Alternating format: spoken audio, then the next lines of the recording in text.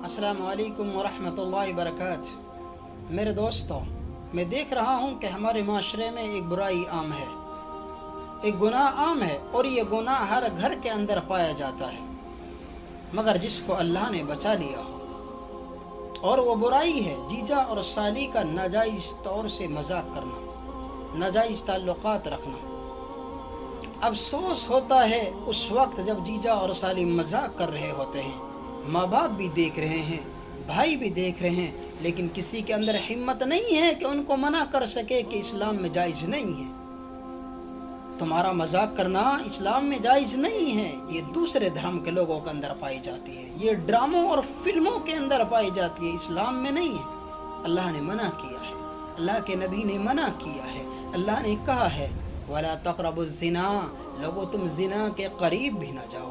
ए लोगों, मैं तुम्हें डराता हूँ उस आग से जो बहुत करीब है। लोगों, मैं तुम्हें डराता हूँ उस आग से जो बड़ी दर्दनाक है, सख्त तकलीफ देने वाली है। अल्लाह का अज़ाब शदीद है, अज़ाबुन हरीक़, रस्वा करने वाला अज़ाब है।